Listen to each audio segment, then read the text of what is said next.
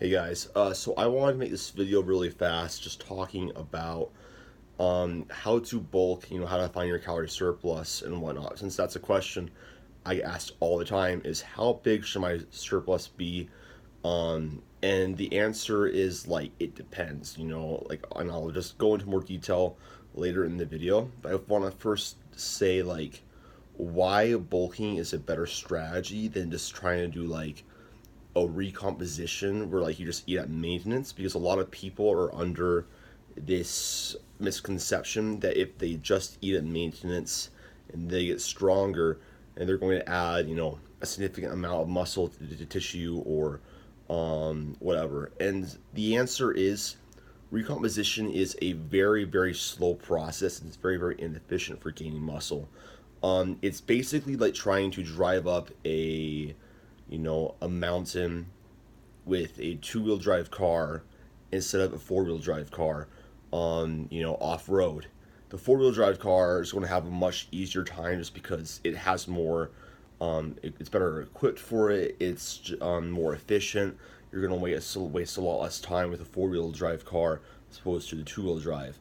And the two-wheel drive car in this scenario is basically just trying to recomp your way to a better physique, and thinking you're going to add on a significant amount of muscle tissue.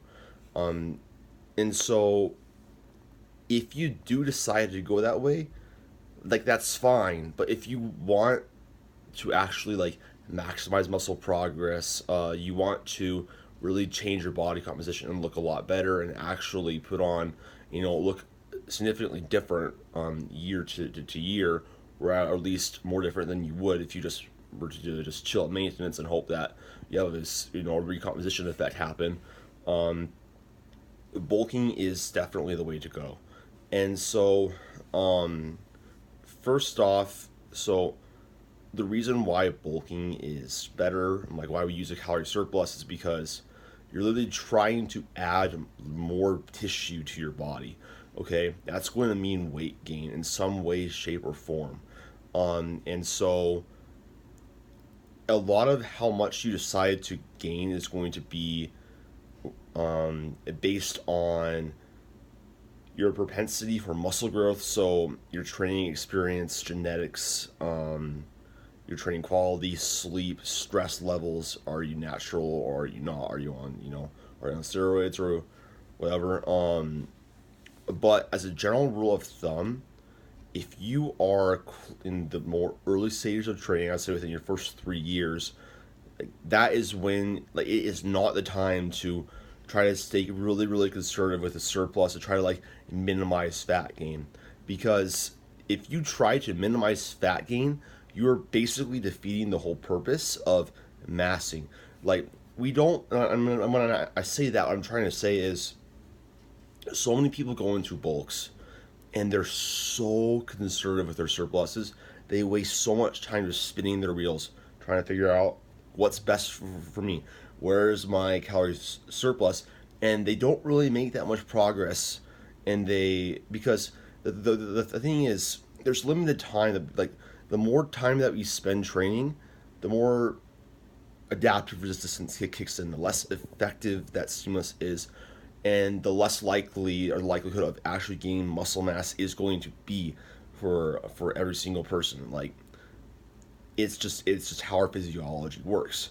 We are adaptive organisms, and so make sure that when you do this, commit to gaining weight. Be okay with the scale weight going up. Remind yourself, I want to see the scale weight going up, and accept what happens, and just go off. Because you can lose body fat ridiculously fast. You can lose upwards of 4% of your body fat in 5 to 6 weeks of cutting. That's a lot of body fat to lose. Um, and so commit to the mass phase. Actually gain weight. You're going to gain a little bit of body fat, but that's okay. Again, it's easily reversible, and the new muscle mass that you're going to gain bulking is going to look so much better the next time that it is time to cut or mini cut. So, going into how I set surpluses for myself and my clients is, first off, I take periods of time at maintenance calories to actually figure out what my maintenance calories are. Okay, this is really, really, really important because you and how do you know where your maintenance is? So the best way to do it is to track your intake over time. Okay, that's going to give you the best idea of where you need to be to actually, maintain your body weight. And maintenance on the scale is just basically going to be like you're not really seeing the scale trend up or down. You're basically bouncing between a certain scale ranges, body water fluctuations, the scale fluctuations week to week, etc., etc. So find what your maintenance is. I would recommend about 2 to 3 weeks at maintenance, to get a good idea of where you're at, and then from there, if you want to, I recommend gaining between 0.25 and 0.5% of your body weight per week. So, for example, if I'm going to the 0.25%, I'm around 180 pounds.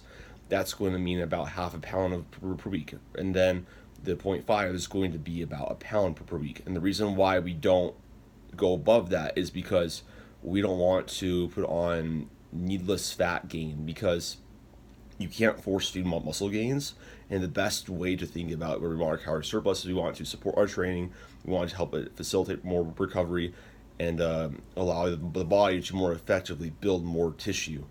And so if you are, I would say within the first 3 years of lifting, air more towards that 0.5% per week.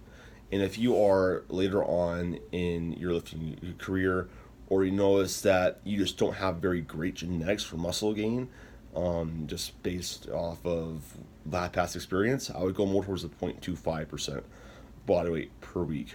And so when I have a client and we know their calorie maintenance, what I'll do is, if they want to gain 0.5% body weight per week, I will multiply their weight in pounds by 2.5, and that will give me how much of a calorie surplus they need to theoretically gain half of that percent of body weight per week. Conversely, if somebody wants to gain more and be more conservative with their surplus, and when have 0.25% body weight per week, I'll take their weight in pounds and we'll multiply that by 1.25 times their body weight. And you're going to have some body water fluctuations. My biggest advice is, in the first 2 weeks of actually adding the food in, kind of just ignore the scale, trust the surplus. Like, you're gonna have a ton of body water, weird fluctuations. It's going to be glycogen. It's going to be more food. It's going to be literally just more body water, but you're going to look fuller. You're going to look better, and your training performance and your gym sessions should feel much better.